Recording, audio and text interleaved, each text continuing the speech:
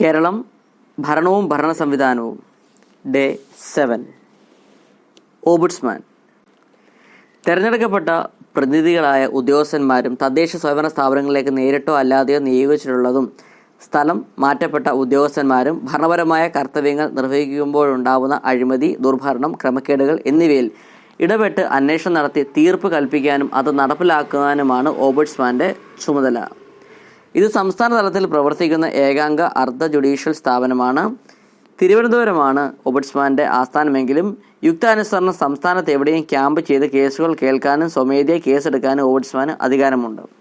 കേരളത്തിൽ തദ്ദേശ സ്വയംഭരണ സ്ഥാപനങ്ങൾക്കായുള്ള ഓംബുഡ്സ്മാൻ സ്ഥാപിതമായത് 2000-ലാണ്. അപ്പം ഓംബുഡ്സ്മാൻ സ്ഥാപിതമായത് എന്നാണ്? കേരളത്തിൽ 2000-ലാണെന്ന് അറിഞ്ഞിരിക്കണം. 2000-ൽ ഹൈക്കോടതി ജഡ്ജി ചെയർമാനും മറ്റ് 6 അംഗങ്ങൾ മെമ്പർമാരുമായി ഓംബുഡ്സ്മാൻ സംസ്ഥാനത്ത് സ്ഥാപിതമായി. എന്നാൽ പിന്നീട് വന്ന സർക്കാർ നിയമ ഭേദഗതിയിലൂടെ ഏകാംഗ ഓംബുഡ്സ്മാനായുള്ള പുതിയ സംവിധാനം നിലവിൽ വന്നു. പഞ്ചായത്ത് രാജ് നിയമം ഭേദഗതി ചെയ്ത കേരളത്തിലെ ഏകാംഗ ഓംബുഡ്സ്മാനായ വർഷം 2001-ലാണ്. നിലവിലെ ഓംബുഡ്സ്മാൻ ആരാണ്? Justice PS. രംഗനാഥനാണ്. നിലവിലെ ഓംബുഡ്സ്മാൻ ആരാണ്? Justice PS.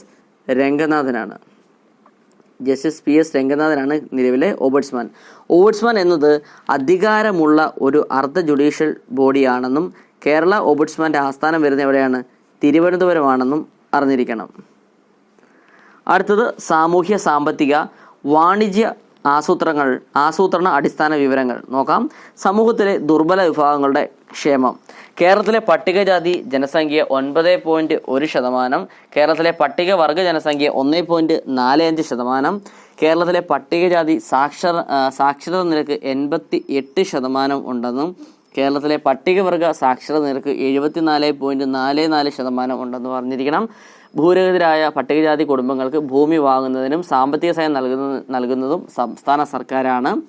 പട്ടികജാതി വിദ്യാർത്ഥികളുടെ വിദ്യാഭ്യാസം നിലവാരം മെച്ചപ്പെടുത്തുന്നതിനായി സർക്കാർ നൽകുന്ന സഹായങ്ങളാണ് പ്രാഥമിക വിദ്യാഭ്യാസ സഹായം, അതുപോലെ തന്നെ lump sum grand, stipend, pre metric, post metric സ്കോളർഷിപ്പുകൾ, വിദേശ സ്കോളർഷിപ്പ് തുടങ്ങിയവയാണ്. അതുപോലെ തന്നെ അംബേദ്കർ ഗ്രാമവികസന പദ്ധതി മെച്ചപ്പെട്ട അടിസ്ഥാന സൗകര്യങ്ങൾ നൽകുന്നതിനായി 30-ലധികം പട്ടികജാതി കുടുംബങ്ങൾ താമസിക്കുന്ന പട്ടികജാതി കോളനികളിൽ ആരംഭിച്ച പദ്ധതിയാണ് അംബേദ്കർ ഗ്രാമവികസന പദ്ധതി.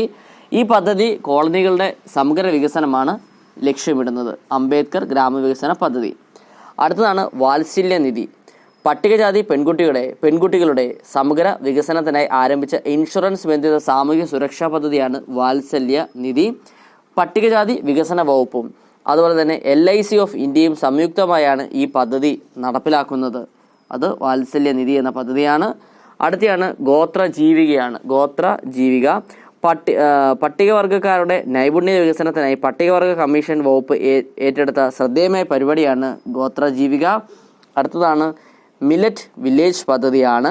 അട്ടപ്പാടിയിലെ പട്ടികവർഗക്കാരുടെ പരമ്പരാഗത കൃഷി പുനരുജ്ജീവിപ്പിക്കുന്നതിനായി കൃഷി വകുപ്പും പട്ടികവർഗ വികസന വകുപ്പും സംയുക്തമായി നടപ്പിലാക്കിയ പദ്ധതിയാണിത്. അതുപോലെ തന്നെ മില്ലറ്റ് വില്ലേജ് പദ്ധതി പ്രകാരം കൃഷി ചെയ്യുന്ന വിളകളാണ് പച്ചക്കറികൾ, റാഗി, തിന, ചാമ, ചോളം, മുതിര, തുവര, നീലക്കടല, ഉഴുന്ന്, പയറുവർഗ്ഗങ്ങൾ, എണ്ണക്കുരു തുടങ്ങിയവയായിരുന്നു. അടുത്ത പദ്ധതിയാണ് അട്ടപ്പാടി ട്രൈബൽ അപ്പാരൽ പാർക്ക്. പട്ടികവർഗ വികസന വകുപ്പ് അട്ടപ്പാടിയിലെ പട്ടികവർഗ വിഭാഗക്കാരായ വനിതകളുടെ സാമൂഹികവും സാമ്പത്തികവുമായ ശാക്തീകരണം ലക്ഷ്യമിട്ട് തുടങ്ങിയ സ്വയം തൊഴിൽ പരിശീലന പദ്ധതിയാണ് അട്ടപ്പാടി ട്രൈബൽ അപ്പാരൽ പാർക്ക്.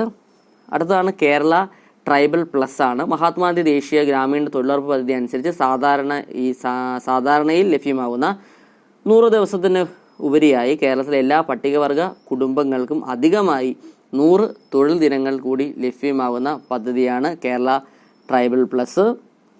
അടുത്തതാണ് ഹരിതരശ്മി. പട്ടികവർഗ വിഭാഗത്തിൽപ്പെട്ട ജനവിഭാഗങ്ങളെ കാർഷിക മേഖലയിലേക്ക് കൂടുതൽ ആകർഷിക്കുക, അവരുടെ ജീവിത നിലവാരത്തിലും വരുമാനത്തിലും പുരോഗതി ഉറപ്പുവരുത്തുക തുടങ്ങിയ ലക്ഷ്യത്തോടെ ആരംഭിച്ച പദ്ധതിയാണിത്. അതുപോലെ തന്നെ പട്ടികവർഗ പുനരധിവാസ വികസന കമ്മീഷന്റെ പ്രധാന പരിപാടികൾ എന്തൊക്കെയാണ്? ഭൂരഹിതർക്ക് ഭൂമി നൽകൽ, പുനരധിവാസ മേഖലയുടെ സമഗ്ര വികസനം, അതുപോലെ തന്നെ പട്ടികവർഗ പുനരധിവാസ വികസന മിഷൻ ഭൂമി വിതരണം ചെയ്യുന്നത്, ലാൻഡ് ബാങ്ക് പദ്ധതി, നിക്ഷിപ്ത വനഭൂമി വിതരണം, അതുപോലെ തന്നെ വനാവകാശ നിയമം എന്നിവ വഴിയാണ്. പട്ടികജാതിക്കാർക്കിടയിൽ 2019-20 ആരംഭിച്ച കുറഞ്ഞത് 25 സെന്റ് ഭൂമി വാങ്ങുന്നതിന് 10 ലക്ഷം രൂപ വരെ ധനസഹായം നൽകുന്ന പദ്ധതിയുടെ ഗുണഭോക്താക്കളാണ് വേടര്, നായാടി, കല്ലാടി, അരുന്ധതിയാറ്, ചക്ലിയാറ് തുടങ്ങിയവരായിരുന്നു. സംസ്ഥാനത്തെ പട്ടികജാതി പട്ടികവർഗക്കാരെ കുറിച്ച് പഠനങ്ങളും ഗവേഷണം നടത്തുന്ന സ്ഥാപനമാണ് കിർത്താഡ്സ് എന്ന് അറിഞ്ഞിരിക്കണം. അടുത്തതാണ് 1970 സ്ഥാപിതമായ പട്ടികവർഗ ഗവേഷണ പരിശീലന സെൻ്ററാണ് TR&TC. പുനർനാമകരണം ചെയ്തത് കിർത്താഡ്സ് ആയി മാറിയത്. പട്ടികജാതി പട്ടികവർഗ വിഭാഗത്തിൽ നിന്നുള്ള സംരംഭകരുടെ ആവശ്യങ്ങൾക്കും അഭിലാഷങ്ങൾക്കും യോജിക്കുന്ന തരത്തിലുള്ള ക്ഷേമ പരിപാടികളും അതുപോലെ തന്നെ വിവിധ വരുമാനദായകമായ പദ്ധതികളും ആവിഷ്കരിച്ച് നടപ്പിലാക്കുന്ന സ്ഥാപനമാണ് കേരള സംസ്ഥാന പട്ടികജാതി പട്ടികവർഗ വികസന കോർപ്പറേഷൻ. ഭരണഘടനയുടെ 340 അനുച്ഛേദ പ്രകാരവും മണ്ഡൽ കമ്മീഷന്റെ ശുപാർശയുടെയും അടിസ്ഥാനത്തിൽ സാമൂഹികവും വിദ്യാഭ്യാസപരമായ പിന്നോക്കം നിൽക്കുന്ന വിഭാഗക്കാരുടെ ക്ഷേമത്തിനായി കേരള സർക്കാർ പിന്നോക്ക വിഭാഗം വികസന വകുപ്പ് രൂപീകരിച്ച വർഷം 2011 അറിഞ്ഞിരിക്കണം.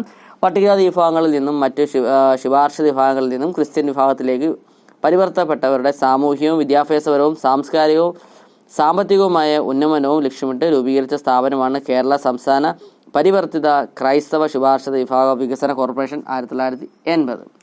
2011 സെൻസസ് പ്രകാരം കേരളത്തിലെ ന്യൂനപക്ഷ ജനവിഭാഗങ്ങളുടെ ശതമാനമാണ് 44.99%. അതുപോലെ തന്നെ സിഖ്, ജൈന തുടങ്ങിയ ന്യൂനപക്ഷ വിഭാഗങ്ങളുടെ ക്ഷേമത്തിനായി കേരള സംസ്ഥാന ന്യൂനപക്ഷ ധനകാര്യ കമ്മീഷൻ കോർപ്പറേഷൻ സ്ഥാപിത വർഷം 2013 മാർച്ച് 22. കേരള സർക്കാർ മുന്നോക്ക സമുദായ കോർപ്പറേഷൻ രൂപീകരിച്ച വർഷം 2012 നവംബർ 8 2010 സെൻസസ് പ്രകാരം മുന്നോക്ക വിഭാഗത്തിൽ ഉൾപ്പെടുന്ന കേരളത്തിലെ സമുദായങ്ങളുടെ എണ്ണം 168, 19 ക്രിസ്ത്യൻ മതവിഭാഗത്തിൽപ്പെട്ടതാണെന്നും അറിഞ്ഞിരിക്കുക. അടുത്തതാണ് സാമൂഹ്യ സുരക്ഷാ നടപടികളാണ്. കേരളത്തിലെ സാമൂഹ്യ സുരക്ഷാ നടപടികൾ 2 വിഭാഗങ്ങളാണ് വരുന്നത്: സ്ഥാപനങ്ങളിലൂടെ നൽകുന്ന സംരക്ഷണം, അതുപോലെ സാമൂഹ്യ സഹായ പരിപാടികൾ. കേരളത്തിൽ സാമൂഹ്യ സുരക്ഷാ പദ്ധതികൾ നടപ്പാക്കുന്നതിനുള്ള നോഡൽ ഏജൻസിയാണ് സാമൂഹ്യ നീതി വകുപ്പ്. അതുപോലെ തന്നെ സ്ത്രീകളുടെയും കുട്ടികളുടെയും ശാക്തീകരണവും ക്ഷേമവുമായി ബന്ധപ്പെട്ട പ്രവർത്തനങ്ങൾക്ക് 2017-18 സാമൂഹ്യ നീതി വകുപ്പ് വിഭജിച്ച് രൂപീകരിച്ച വകുപ്പാണ് വനിതാ ശിശു വികസന വകുപ്പ്. സ്ത്രീകളെയും കുട്ടികളെയും സംബന്ധിക്കുന്ന വിഷയങ്ങൾ കൈകാര്യം ചെയ്യുന്നതിനും കേന്ദ്ര സംസ്ഥാന പദ്ധതികൾ നടപ്പിലാക്കുന്നതിനുള്ള നോഡൽ ഏജൻസിയാണ് വനിതാ ശിശു വികസന വകുപ്പ്. പ്രധാനപ്പെട്ട സാമൂഹ്യ സുരക്ഷാ പെൻഷൻ പദ്ധതികൾ വാർദ്ധക്യകാല പെൻഷൻ, വികലാംഗ പെൻഷൻ, വിധവാ പെൻഷൻ, 50 വയസ്സിന് മേലെ പ്രായമുള്ള അവിവാഹിതരായ സ്ത്രീകൾക്കുള്ള പെൻഷൻ, കർഷക തൊഴിലാളി പെൻഷൻ തുടങ്ങിയതാണ്. പെൻഷൻ പദ്ധതികളിൽ ഏറ്റവും കൂടുതൽ ഗുണഭോക്താക്കളുള്ള ജില്ലയാണ് തിരുവനന്തപുരം. പെൻഷൻ പദ്ധതികളിൽ ഏറ്റവും കുറവ് ഗുണഭോക്താക്കളുള്ള ജില്ലയാണ് വയനാട് ജില്ല. ഏറ്റവും കൂടുതൽ അംഗപരിമിതരുള്ള ജില്ല ഏതാണ്? അത് മലപ്പുറം ജില്ലയാണെന്ന് അറിഞ്ഞിരിക്കണം. ഏറ്റവും കുറവ് അംഗപരിമിതരുള്ള ജില്ല ഏതാണ്? അത് വയനാട് ജില്ലയാണ്. കേരള സർക്കാർ അംഗപരിമിതർക്കായുള്ള നയം രൂപീകരിച്ച വർഷം 2015. അതുപോലെ തന്നെ അംഗപരിമിതരായവരുടെ ഉന്നമനത്തിനായി രൂപം കൊണ്ട സ്ഥാപനമാണ് national institute of speech and hearing, NISH എന്നറിയപ്പെടുന്നത്. കേന്ദ്ര സർക്കാരിൻ്റെ പേഴ്സണൽ വിത്ത് ഡിസബിലിറ്റീസ് ആക്ട് 1995 പ്രകാരം കേരളത്തിൽ രൂപീകൃതമായ സ്ഥാപനമാണ് അംഗപരിമിതർക്ക് വേണ്ടിയുള്ള സംസ്ഥാന കമ്മീഷണറേറ്റ് എന്ന് അറിഞ്ഞിരിക്കണം. മാനസിക വെല്ലുവിളികൾ നേരിടുന്ന കുട്ടികൾക്കായുള്ള മാജിക് പരിശീലനത്തിനും അവതരണത്തിനുമുള്ള മാജിക് പ്ലാന്റിലെ ഒരു കേന്ദ്രമാണ് പവർ ഇൻക്യുബേറ്റർ എന്നറിയപ്പെടുന്നത്. ഇന്ത്യയിൽ ആദ്യമായി ഭിന്നലിംഗക്കാർക്കായി ഉള്ള നയം നടപ്പാക്കിയ സംസ്ഥാനമാണ് കേരളം എന്ന് അറിഞ്ഞിരിക്കണം. കേരള സംസ്ഥാന വനിതാ വികസന കോർപ്പറേഷൻ്റെ പ്രധാന പരിപാടികളാണ് വനിതകൾക്കായുള്ള സ്വയം തൊഴിൽ പദ്ധതികൾ, ജെൻഡർ അവബോധനം, അതുപോലെ ഫിനിഷിംഗ് സ്കൂള് തുടങ്ങിയവയാണ്. അടുത്തയാണ് പോഷൻ അഭിയാൻ. രാജ്യത്തെ പോഷകാഹാരക്കുറവ് വിവിധ ഘട്ടങ്ങളിലായി കുറയ്ക്കുന്നതിനുള്ള പദ്ധതിയാണിത്. അടുത്തതാണ് സ്നേഹപൂർവ്വം. മാതാപിതാക്കൾ 2 പേരും നഷ്ടപ്പെട്ടതോ ഒരാളില്ലാത്തതോ മറ്റേയാൾക്ക് കുട്ടിയെ സംരക്ഷിക്കുന്നതിനുള്ള സാമ്പത്തിക സ്ഥിതി ഇല്ലാത്തതോ ആയ കുട്ടികൾക്ക് സാമ്പത്തിക സഹായം നൽകുന്ന കേരള സാമൂഹിക സുരക്ഷാ പദ്ധതിയാണ് സ്നേഹപൂർവ്വം. അടുത്തയാണ് സ്നേഹസ്വാതനം. കേരളത്തിലെ എൻഡോസൾഫാൻ ദുരിതബാധിതർക്ക് ആശ്വാസ നടപടികൾ ലക്ഷ്യമിട്ടുള്ള പദ്ധതിയാണ് സ്നേഹസ്വാതനം. കുട്ടികളുടെ വിദ്യാഭ്യാസത്തിന് പിന്തുണ നൽകുന്നതിൻ്റെ ഭാഗമായി 2000 രൂപ പ്രതിമാസം നൽകുന്ന പദ്ധതിയാണ് വിജ്ഞാന ദീപ്തി. വിശപ്പ് വിമുക്ത നഗരം. ചികിത്സയുമായി ബന്ധപ്പെട്ട് പട്ടണത്തിൽ എത്തുന്നവർക്ക് ദിവസവും 1 നേരമെങ്കിലും സൗജന്യ ഭക്ഷണം നൽകുന്ന പദ്ധതിയാണ് വിശപ്പ് മുക്ത നഗരം. വിശപ്പ് മുക്ത നഗരം പദ്ധതി ആദ്യമായി നടപ്പിലാക്കിയ ജില്ലയാണ് കോഴിക്കോട് ജില്ലയെന്നും അറിഞ്ഞിരിക്കണം.